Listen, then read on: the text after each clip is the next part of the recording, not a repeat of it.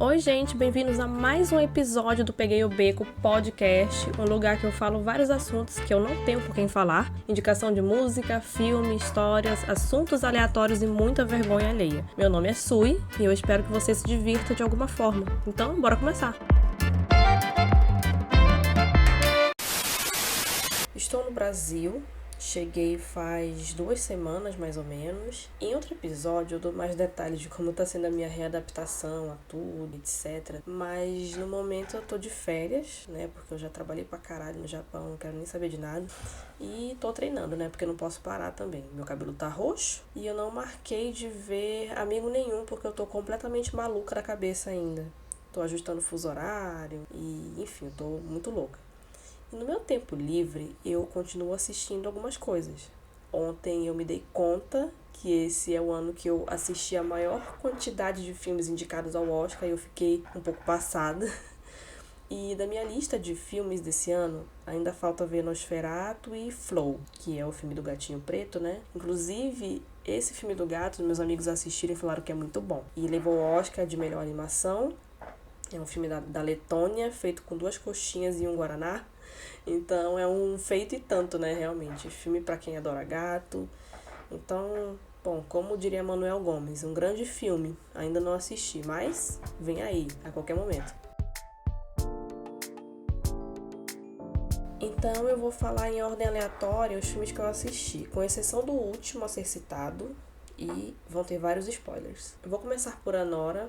Queria ter visto esse sem aquela expectativa causada pelo status de filme ganhador do Oscar, porque eu sinto que isso atrapalhou um pouco o meu julgamento durante todo o longa. A Nora é uma dançarina erótica, que faz job por fora também, e aí ela conhece um menino russo, muito jovem, bonitinho e herdeiro, e ele paga ela para ser namorada dele durante uma semana, e no calor do momento, eles se casam em Las Vegas.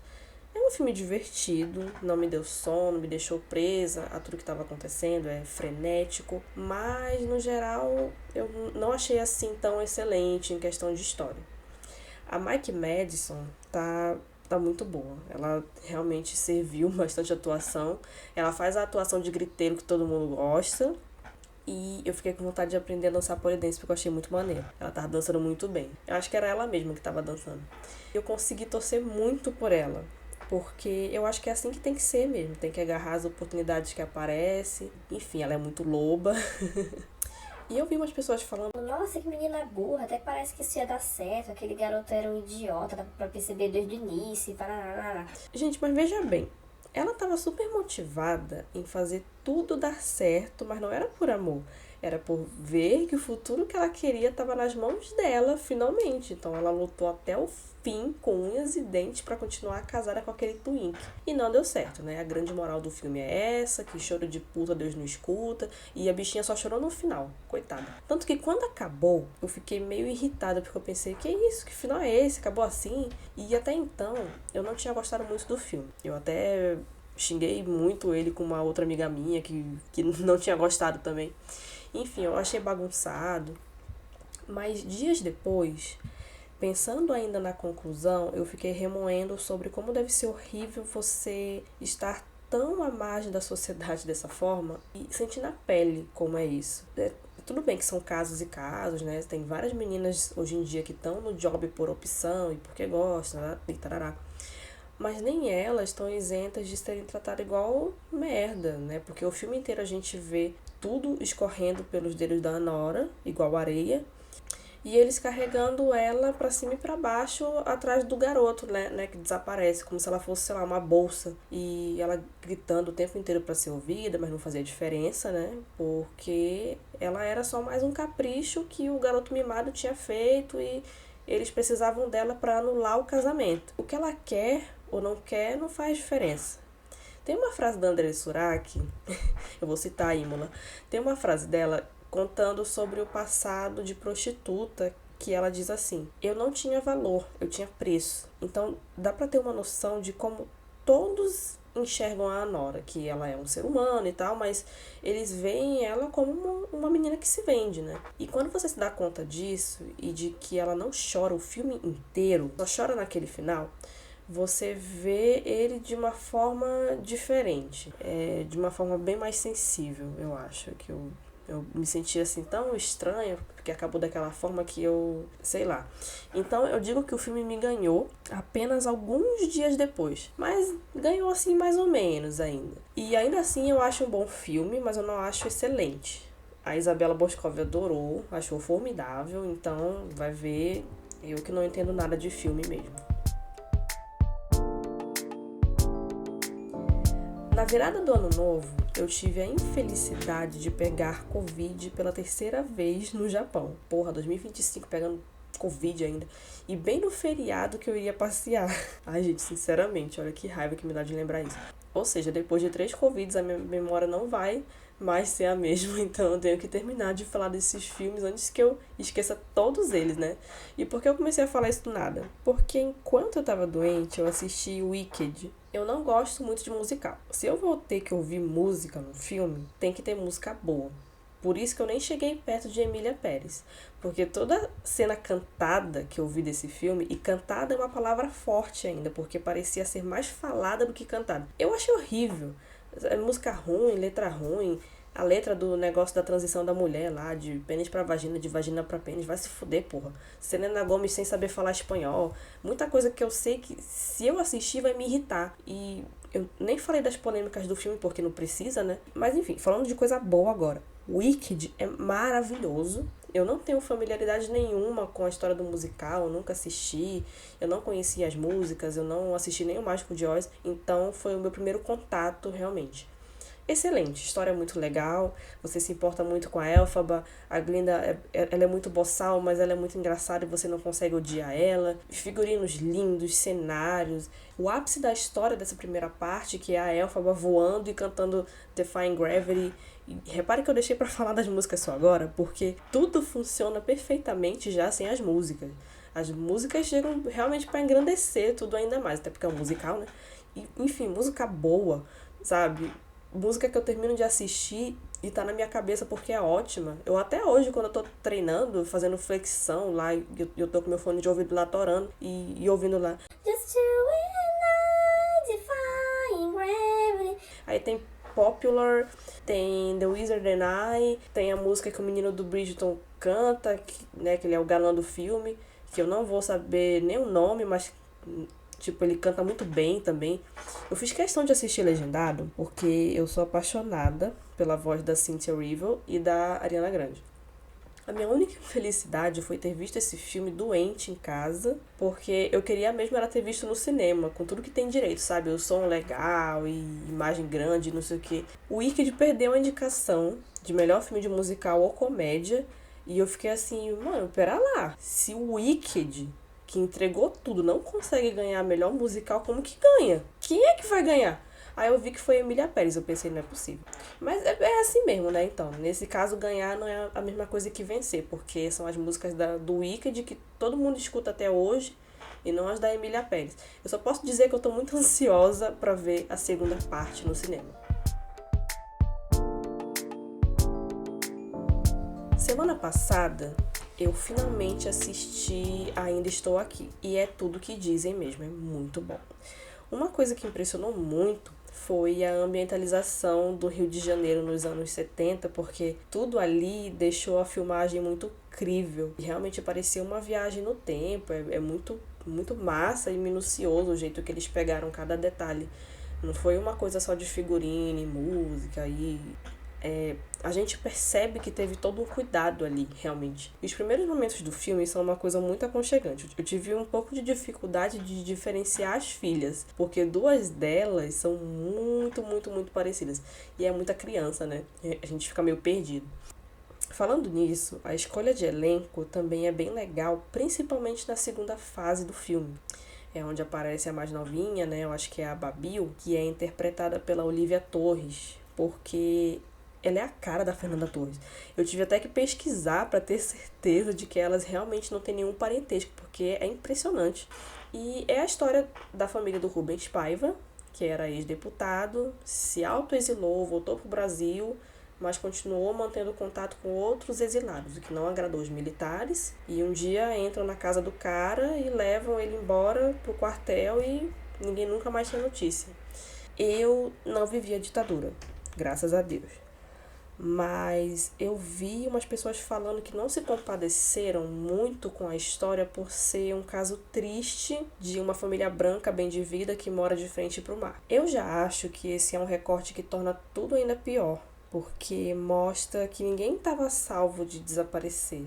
A pessoa podia estar no topo dos privilégios dela, que se ela passasse a ser investigada, eles não estavam nem aí. Levaram a filha do Rubens, que era só uma criança, uma pré-adolescente, para ser interrogada, né? O que é um absurdo já. Até mesmo na cena inicial do filme, mostram os militares parando os carros numa blitz e sendo super democráticos, assim, em tratar todo mundo de maneira muito escrota, sem nenhuma distinção, né? Naquela hora.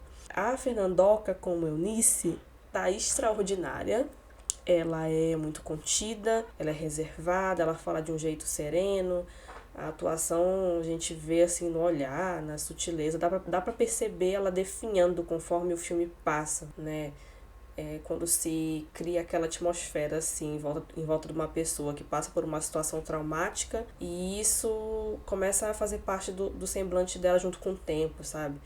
Eu acho que esse filme chega de um jeito diferente em quem já perdeu um ente querido, porque a gente sabe que a vida muda a partir dali, é uma outra realidade, as suas realizações, as suas frustrações, é como se você pegasse o livro da sua vida, sei lá, queimasse todas as páginas seguintes por causa desse acontecimento, porque um dos personagens que faziam diferença nessa história da sua vida se foi, então dali em diante tudo é diferente. Então é milhões de vezes mais angustiante quando essa pessoa desaparece. Do nada ela tá se arrumando pra sair e nunca mais volta. Sabe? É foda demais. E a última cena que já é com a Fernanda Montenegro fazendo a Eunice mexeu muito comigo. Porque ela vê a reportagem falando sobre os desaparecidos da ditadura, passando ali, eventualmente num almoço de família, né? E nessa hora é como se ela voltasse a si, naquele momento, apesar do Alzheimer, né?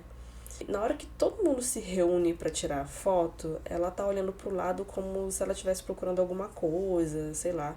E eu acho que meio que dá a entender que ela tá procurando o Rubens. Caramba, é pra acabar com qualquer um. Muito bom.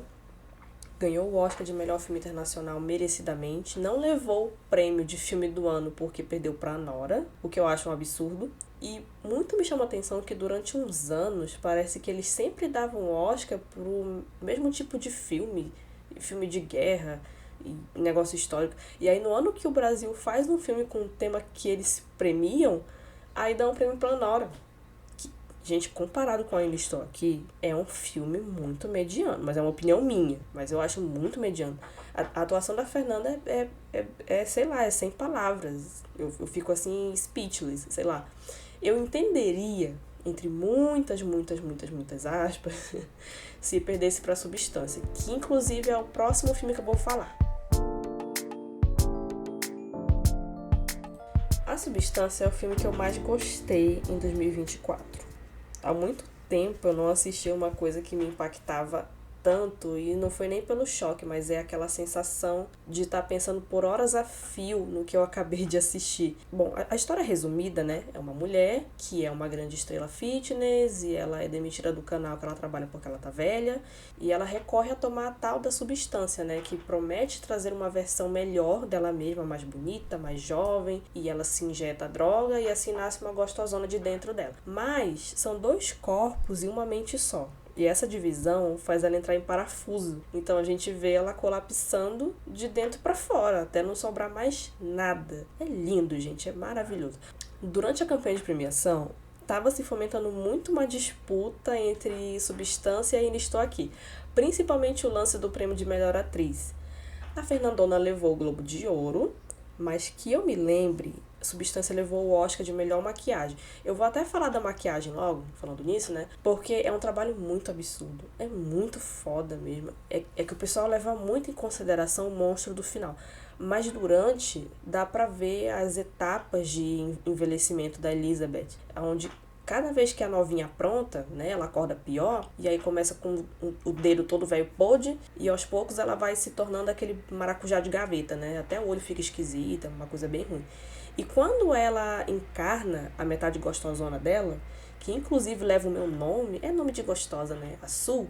Até o corpo da Margaret Qualley tava cheio de prótese, principalmente na bunda. Eu fiquei chocada. E quando ela troca de corpo pra Sue, enfim, é uma descarga tão grande de endorfina no cérebro dela, né, de viver outra vida que ela é admirada, cobiçada, famosa, linda, e que a mente dela foi ficando meio fragmentada mesmo.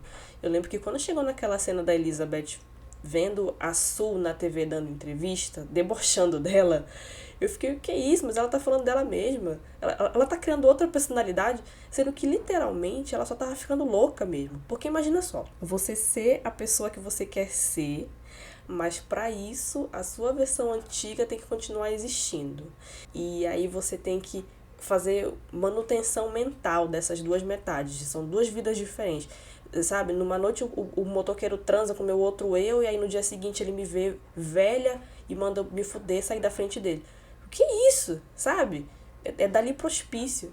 E outra, ela não precisava disso. Não é como se, eu fui demitida, eu vou ter que voltar a pegar ônibus, eu vou almoçar sem Guaraná. Muito pelo contrário, ela tem um apartamento muito bonito. Dá pra ver que ela vive bem. Ela deve ter juntado uma quantia bacana pra viver o resto da vida sem trabalhar. Mas ela perdeu relevância e isso pra ela foi o fim do mundo, porque ao mesmo tempo, fora o dinheiro, isso foi tudo que restou pra ela, já que ela é uma pessoa muito solitária. Você não vê amigos nem nada. Então é o sacrifício de você ter vivido a vida inteira só pro seu trabalho. Sem aquela relevância, ela não era ninguém na cabeça dela. O que fez ela ficar extremamente motivada em seguir com aquela loucura.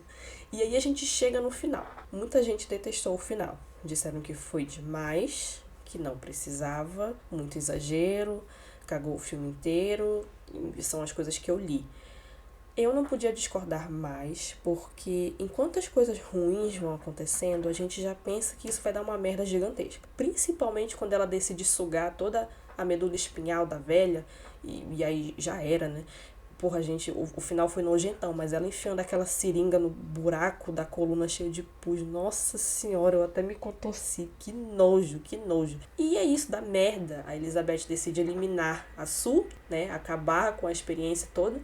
Desiste de eliminar a Sue, para o processo no meio e acontece o início da bizarrice, que as duas mentes se dividem e a novinha decide matar a velha. Eu achei aquela parte muito engraçada, porque eu pensei, caraca, eu faria a mesma coisa. Eu acho que é o meu sonho matar a versão toda fodida de mim mesma, não sei. Acho que deve ser isso. Só que nem na vida real funciona assim, né? Porque nós somos o que somos por causa do nosso eu do passado. Então não tem como um existir em sua totalidade sem o outro antigo. Nossa, não sei nem se dá pra entender isso que eu falei. E com a morte da Elizabeth, a Sue vai parasitar quem? Vai tirar a medula de quem? Sabe por que isso? Porque gente nova não pensa. A versão anciã dela jamais teria cometido essa gafe. Eu ignorando que tudo só começou por causa da velha, né? Mas enfim. E nessa hora, a gente vê a merda crescendo cada vez mais, né? O corpo dela se desfazendo, o dente caindo, velho podre. E ela tem um show de ano novo pra apresentar. Na mesma hora que ela tá lá se desfazendo. E aí, ai caralho, como que ela vai reverter isso a tempo? E, nossa, eu já tava na ponta da cadeira naquele final. Quando aparece o monstro, eu achei o ápice, porque senti que aquela agonia de que uma desgraça muito grande estava por vir, que o filme conseguiu suprir e sei lá, superar as minhas expectativas. Tipo, quer body horror? Toma body horror. Quer sangue jorrando e uma criança na plateia por algum motivo que eu não entendi nada. E um peito caindo da cara dela com cordão umbilical. Que, aliás, essa parte não foi colocada à toa, porque na parte da audição, eles reprovam uma das meninas falando, no lugar desse nariz devia ter um terceiro seio. E aí, tá aí o peito aí que vocês queriam, aí cai o peito da cara da Elizabeth, e aí o braço dela cai e jorra sangue, e sangue infinito. Mano, e na moral, eu fiquei com dó, mas ao mesmo tempo eu tava feliz pra porra vendo tudo aquilo diante dos meus olhos, mano. É bizarro. É bizarro, assim, de um jeito que eu não sei nem descrever. E a essa altura, já tinha rolado crítica sobre etarismo no filme, dismorfia corporal, o showbiz tratando as mulheres como mercadoria, cirurgia plástica em excesso, né? Tem essa essa analogia, assim, sobre o final, né? Quando ela aparece de monstro, sei lá, com uma metáfora, assim, com as mulheres que elas fazem muita cirurgia, ficam harmonizadas, né? Por pressão, assim, estética das pessoas. E aí elas se assemelham a, entre aspas, monstros e tal. Sabe? Então já tinha acontecido muita coisa. Cara, o tipo de filmagem, o ângulo, as cenas da Sue dançando, os close na bunda, aquilo foi feito pra parecer chamativo e sensual, né? Tanto que são várias cenas assim, só que é tão repetitivo que fica até meio ridículo. Sabe aquele clipe do Push me and then just touch me till I can get my satisfaction. que é as mulheres que estão usando furadeira no clipe, aí eles filmam de um jeito sexual, né, pra parecer aquilo. Me dá a mesma sensação. E outra, o nome do produtor, aquele homem nojento que come camarão enquanto ele demite ela, o nome dele só é revelado no final. E o nome dele é Harvey. Pra quem não sabe, o Harvey Weinstein é um ex-produtor condenado por várias acusações de abuso sexual, que foi um escândalo em 2017, que aí até criou-se aquele movimento do Me Too, né? Onde muitas celebridades falaram que foram abusadas por ele, incluindo a Angelina Jolie, pra vocês terem noção. É só um nome, assim, dentre vários. Então o nome do Harvey não tá à toa, nada ali tá à toa, sabe? Os closes, os cenários. É um filme que faz uma composição de todos esses elementos e referências ao mesmo tempo que você tá ali assistindo uma farofa, uma coisa lúdica, de injeção milagrosa. Inclusive lembra um pouco o plot do A Morte Lhe Cai Bem. Tem algum lance de cor, né? O vermelho tá muito presente, é meio saturado, e o casaco amarelo. Eu nem sei o que eles quiseram passar com essas cores, mas devia ter alguma coisinha assim. Eu nem imaginava que eu tinha tanta coisa pra citar, sabe? Mas, nossa, eu acho que eu devia ter feito o episódio inteiro logo falando de substâncias, porque eu nem vou conseguir falar tudo. Mas eu acho que realmente nasceu um dos grandes clássicos do cinema. Sim, a Demi Moore tava belíssima. Eu só consegui pensar, menina, essa mulher tá muito bonita. Meu Deus do céu. E ela se achando feia o filme inteiro. E aí eu não me aguentei e eu fui pesquisar a idade dela. Gente, essa safada tem 62 anos, mas ela tá conservada. Eu preciso encomendar meus produtos Ivone pra ontem, mano, porque, caralho, mano, que essa mulher tá bonita é muito esculacho. A Margaret Qualley, a Margarina Qualley, que ela tem nome de manteiga, né, também tá excelente. Eu queria ser ela. Não só porque ela é bonita e gostosa em um padrão inalcançável, não sei o quê, mas porque ela é uma diva. Ela veste aquele maiô o filme inteiro. Ela nunca troca de maiô, mas ela fica chique, fica fancy, fresh. Ela é teen, ela sabe fazer reforma, ela é pedreira. Eu fiquei triste que a Queen não ganhou o prêmio de melhor atriz coadjuvante. Enfim, esse foi um grande pouco dos filmes que eu assisti. E a Substância entrou pro meu top filmes. Se você concorda ou discorda, pode deixar nos comentários. Qualquer interação é válida, menos xingamento, por favor. De verdade. Então, espero que vocês tenham gostado. E é isso. Bye!